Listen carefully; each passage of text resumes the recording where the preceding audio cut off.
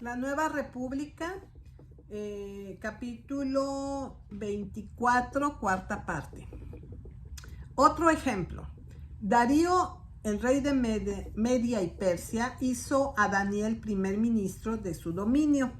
pero un número de los presidentes y príncipes, envidiosos del cargo dado a Daniel, intentaron socavarlo y desplazarlo. Después de serios esfuerzos por encontrar ocasión en su contra en los asuntos pertenecientes al reino, se vieron obligados a confesar que no hubo error ni falta en ninguna parte de su conducta.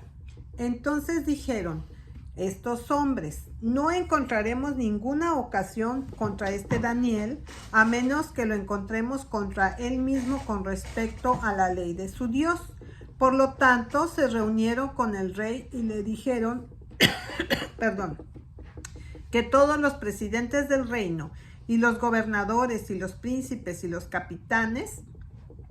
habían consultado juntos para establecer un estatuto real y decretar que quienquiera que pidiera una petición de cualquier dios u hombre, excepto al rey, durante 30 días debía ser arrojado al foso de los leones. Darío, sin sospechar de su objeto, firmó el decreto. Daniel sabía que se había hecho el decreto y había sido firmado por el rey.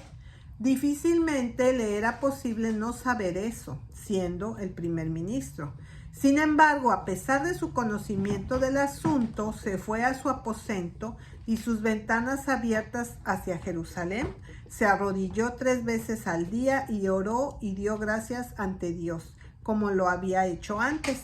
Ni siquiera cerró las ventanas, simplemente no prestó atención en absoluto al decreto que se había hecho, aunque prohibía que lo hiciera como lo hizo, bajo pena de ser arrojado a los leones. Como era de esperar, los hombres que habían asegurado la aprobación del decreto lo encontraron orando y haciendo súplicas ante su Dios. Fueron enseguida al rey y le preguntaron si no había firmado un decreto que todo hombre que pedía una petición a cualquier dios u hombre dentro de 30 días, excepto al rey, debía ser echado en el foso de los leones. El rey respondió que esto era cierto y que de acuerdo con la ley de los medos y persas no se podía alterar. Entonces le dijeron que Daniel hizo eso y no consideró al rey ni al decreto que había firmado, sino que hacía su oración 3 veces al día. El rey se dio cuenta en un momento de que había sido atrapado, pero no hubo remedio. Aquellos que estaban empujando el asunto le presentaron la ley y dijeron: ¿sabes, oh rey, que la ley de los medos y persas es que ningún decreto o estatuto que estableció el rey se puede cambiar?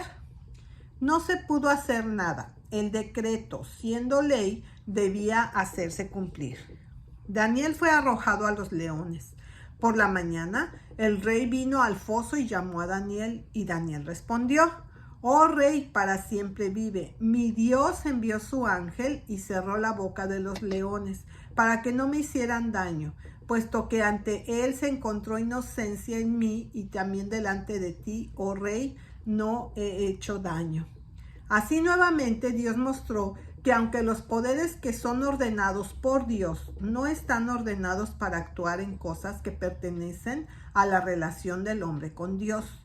Dios declara al hombre inocente que desobedece o viola la ley que interfiere con la relación del hombre con Dios o que presume dictar en materia de religión.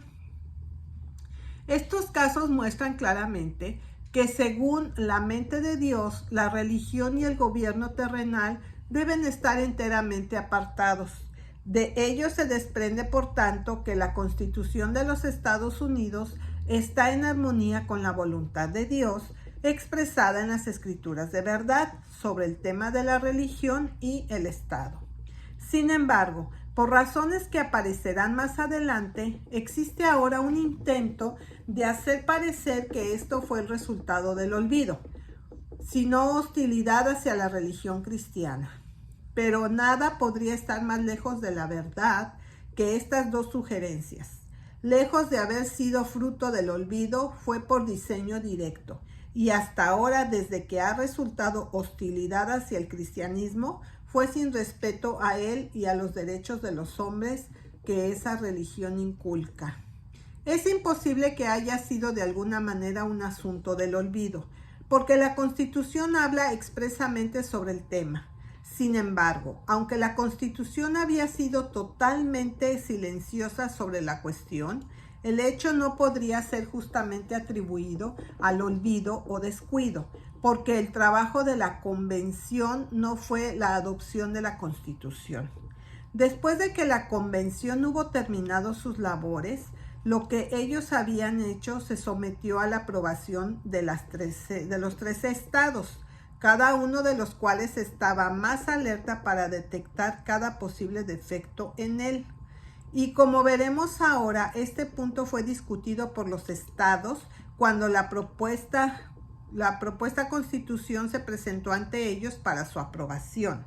y que la Constitución se hizo como está en este asunto enteramente por respeto a la religión y al cristianismo en particular, es susceptible de la prueba más fuerte. De hecho, las iglesias cristianas fueron los factores principales del movimiento. Ya hemos demostrado que la Constitución es el complemento de la Declaración de Independencia y que esta fase de la Constitución no es más que la secuencia lógica de la Declaración. Tampoco esto es todo, es el fruto directo de la Declaración. La historia de este asunto vale revivirla. El 12 de junio de 1776, la Convención de la Casa Colonial de Burgueses de Virginia adoptó una Declaración de Derechos compuesta de 16 secciones, cada una de las cuales, en esencia, luego encontró lugar en la Declaración de Independencia y la Constitución Nacional. La 16ª sección dice como sigue: esa religión o el deber que le debemos a nuestro Creador y la manera de descargarlo solo puede ser dirigido por la razón y la convicción, no por la fuerza o la violencia, y por lo tanto todos los hombres tienen el mismo derecho al libre ejercicio de la religión, según los dictados de la conciencia, y que es deber mutuo de todos practicar la paciencia cristiana, amor y caridad los unos para con los otros. A esto le siguió el 4 de julio, la Declaración de Independencia escrita por Thomas Jefferson de Virginia. La Declaración de Independencia apenas se había publicado en el extranjero, que el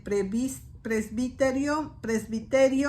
de Hanover en Virginia, en su primer encuentro, asumió abiertamente su posición en el reconocimiento de la nación nueva e independiente y dirigida a la Virginia House of Assembly y el siguiente monumento: a la Honorable Asamblea General de Virginia. El memorial del presbiterio de Hanover humildemente representa que vuestros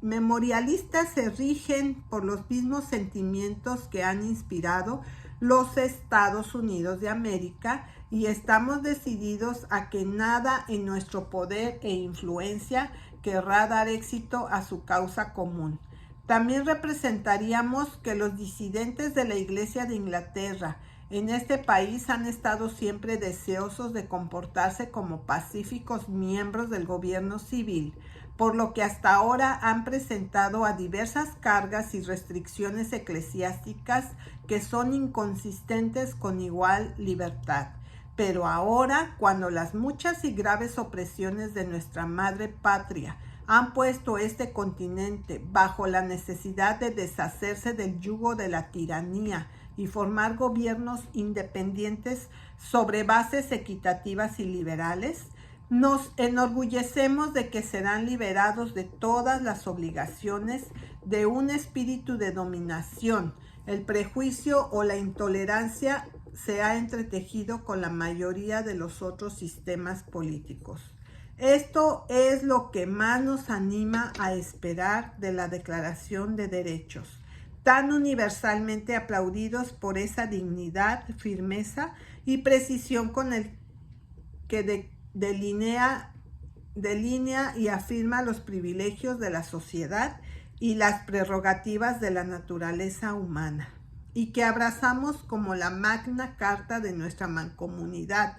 que nunca puede ser violada sin poner en peligro la gran superestructura que fue diseñada para sostener. Por lo tanto, confiamos en esta declaración, así como en la justicia de nuestra honorable legislatura, para asegurarnos el libre ejercicio de la religión según los dictados de nuestras propias conciencias, y nos quedamos cortos en nuestro deber para con nosotros mismos y las muchas y numerosas congregaciones bajo nuestro cuidado que fueron sobre nosotros en esta ocasión. Descuidamos presentarles una declaración de los agravios religiosos bajo los cuales hemos trabajado hasta ahora, que ellos ya no pueden continuar en nuestra forma actual de gobierno. Es bien sabido que en los condados fronterizos, que justamente se supone que contienen una quinta parte de los habitantes de Virginia, los disidentes han soportado la pesada carga de comprar glebes, construir iglesias y apoyando al clero establecido, donde hay muchos episcopales, ya sea para ayudar a sufragar los gastos, y que en otras partes del país existen también muchos miles de celosos amigos y defensores de nuestro Estado, quienes además de las restricciones odiosas y desventajosas a las que han sido sometidos, pagan anualmente grandes impuestos para mantener un establecimiento del cual sus conciencias y principios los obligan a disentir, todo lo cual son sin duda tantas violaciones de sus derechos naturales y en sus consecuencias una restricción a la libertad de investigación y juicio privado.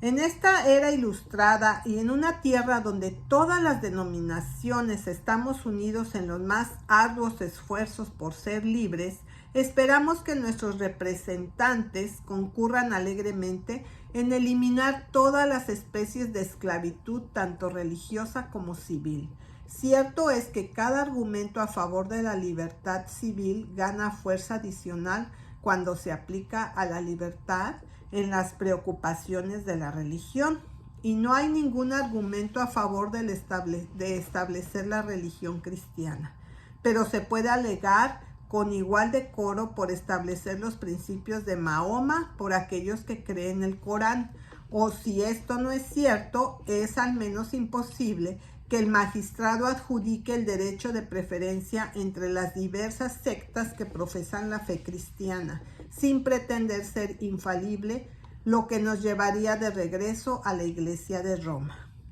Rogamos dejar más lejos de representar que los establecimientos religiosos son altamente perjudiciales para los intereses temporales de cualquier comunidad, sin insistir en la ambición y las prácticas arbitrarias de quienes son favorecidos por el gobierno o el intrigante y sedicioso espíritu que es comúnmente excitado por esto, así como por cualquier otro tipo de opresión. Tales establecimientos retrasan enormemente la población y en consecuencia el progreso de las artes, las ciencias y las manufacturas. Sea testigo del rápido crecimiento y mejora de las provincias del norte en comparación con esto. No se puede negar que los asentamientos más tempranos y las muchas ventajas superiores de nuestro país habrían invitado a multitudes de artífices mecánicos y otros miembros útiles de la sociedad para arreglar su habitación entre nosotros, que habían permanecido en su lugar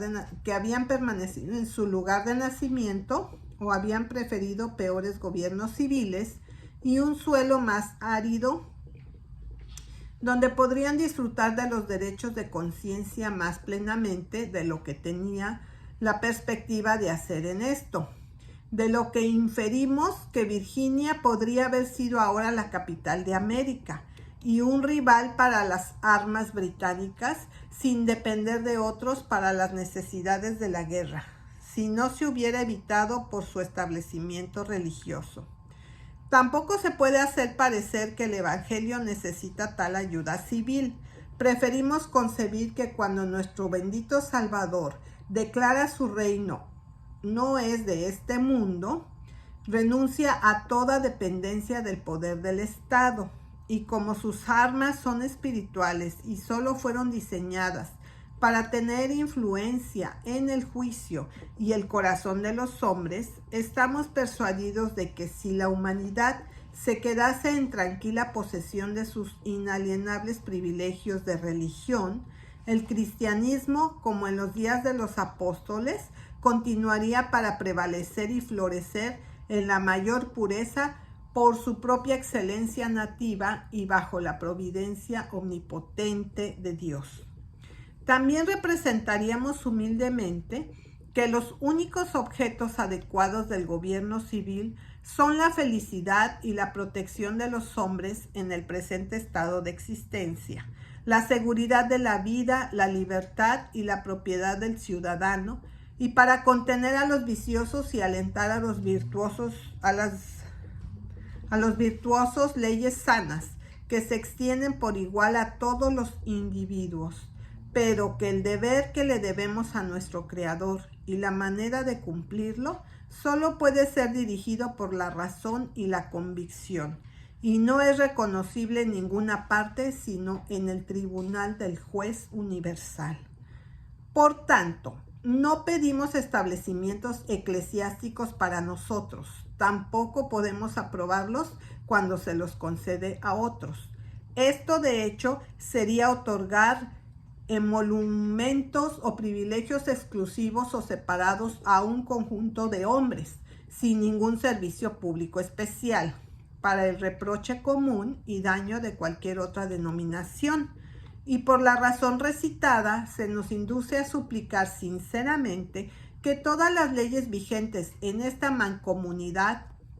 que apoyan la dominación religiosa puedan ser derogadas rápidamente, que todas las sectas religiosas puedan ser protegidas en el pleno ejercicio de sus diversos modos de adoración, exentos de todo impuesto para el sustento de cualquier iglesia, más allá de lo que puede estar de acuerdo con su propia elección privada u obligación voluntaria. Esto habiendo sido hecho, toda distinción parcial e injusta será abolida, al gran honor e interés del Estado, y que todos se mantengan en pie o caerán según su mérito, lo que nunca puede ser el caso mientras que cualquiera denominación se establece con preferencia a las demás. Que el gran soberano del universo pueda inspirarle con unanimidad, sabiduría y resolución, y llevarlo a una determinación justa sobre todas las preocupaciones importantes que tiene ante usted. Es la ferviente oración de sus memorialistas.